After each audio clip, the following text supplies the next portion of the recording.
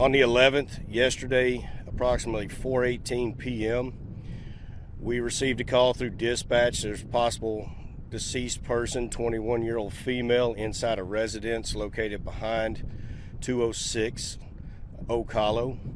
Upon arrival, our detectives observed a deceased Hispanic female with a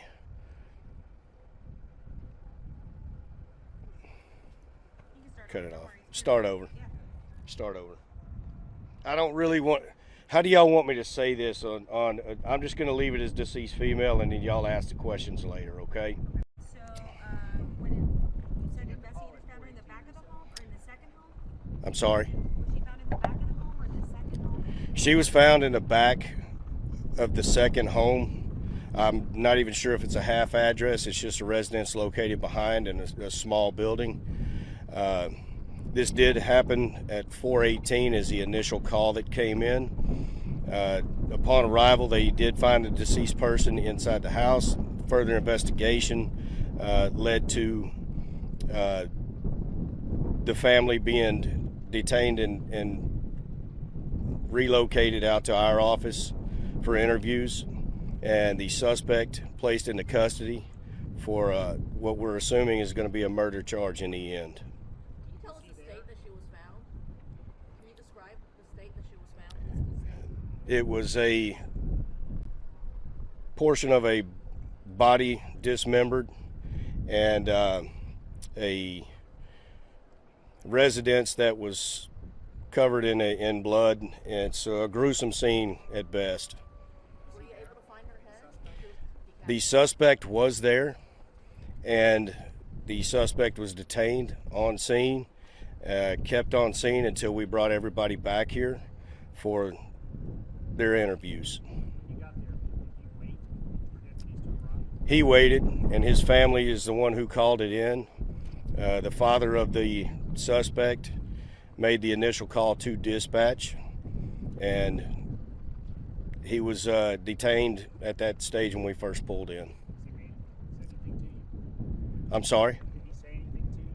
He did not give us a res gestae statement at all at that point. He waited on his own. When the family found the victims, is that when they immediately called, or did they hear something? No, the way it sounds, they immediately called when they found the victim and proceeded from there. What about the knife that he used? At this point, evidence shows it was a kitchen knife. Were you able to find all of her? Yes. So it's all happened on property? Everything happened on the property, and all parts and pieces were recovered and submitted for evidence. There has been prior calls disturbance-wise, but nothing to this effect and to this level of violence. Any prior calls with him, sir? There is a little history on him, but at this stage we'll keep that to ourselves. So this all happened in the back of the house? No, sir, no juvenile history, and this was taking place in a residence occupied by himself, the suspect, and the wife, the deceased, living behind the parents' house.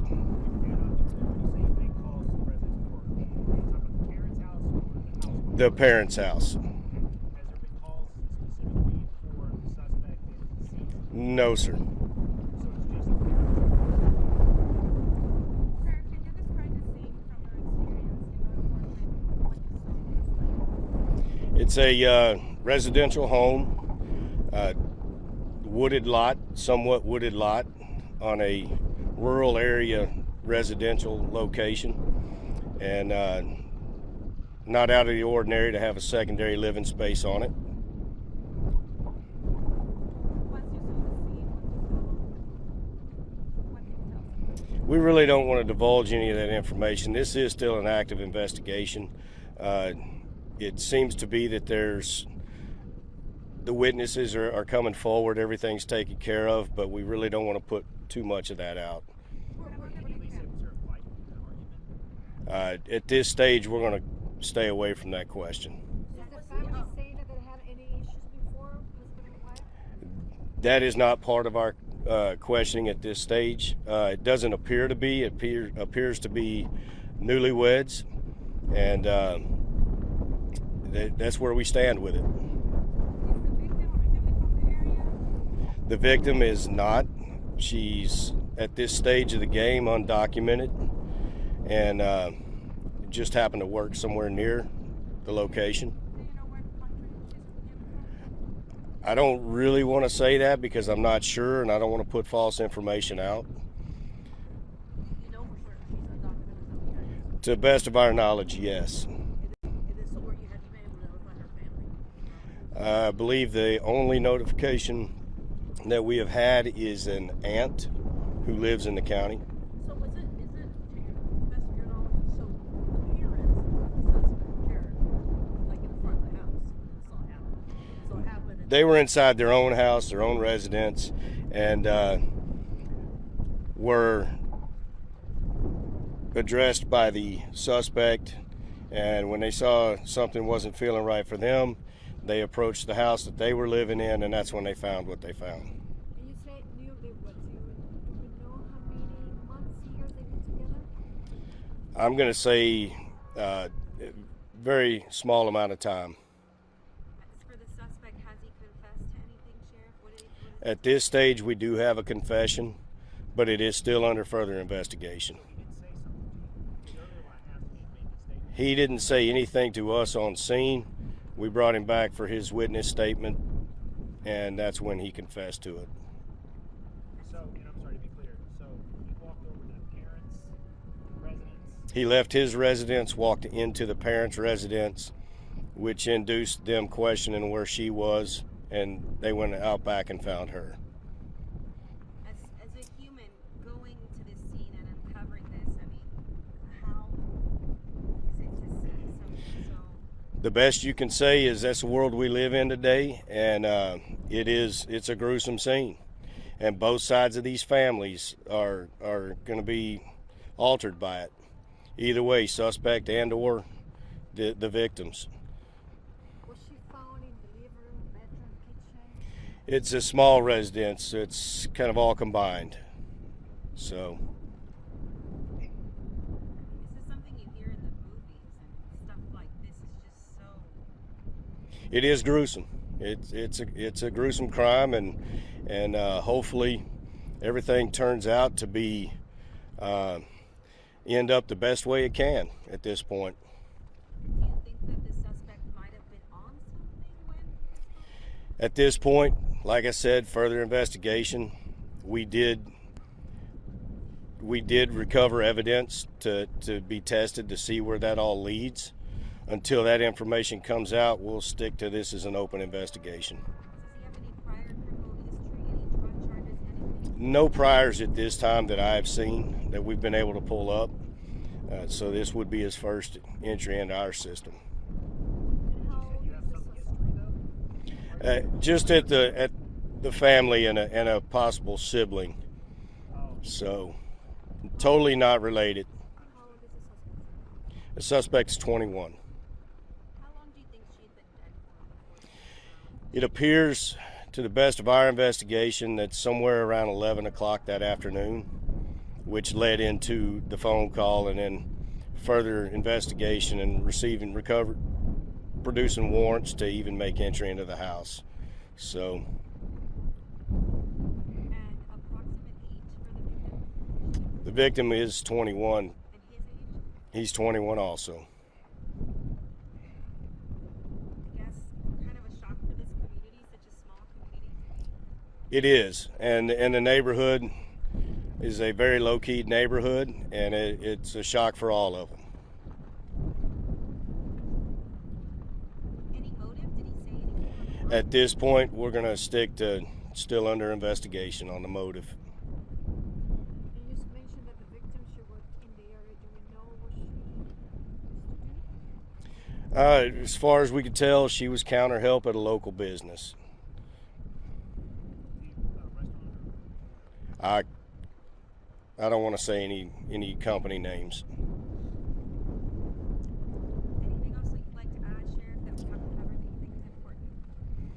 You know, as far as the way things happen in this county and the progress the county makes as an agency, we are seeing a lot of more population moving out here. Things like this are going to move this direction. So we can hope for the best, and hopefully all people involved and all parties involved and all of the agency personnel take this and then be able to sleep well at night with it. Waller County Sheriff Troy Guidry says they do have a confession, but he will not comment on a possible motive. He did say, though, the 21-year-old Jared Dykes did wait for deputies to arrive at the home where his wife was killed. It's a gruesome scene at best. Sheriff Troy Guidry said Jared Dykes shared a home with his new bride that is directly behind his parents' home in the Oak Hollow subdivision. On Wednesday afternoon, Dykes went into his parents' house and said something that concerned them. When they saw something wasn't feeling right for them, they approached the house that they were living in, and that's when they found what they found. Guidry said Dykes' wife, Angie Diaz, was found partially dismembered in a kitchen knife is believed to be the murder weapon.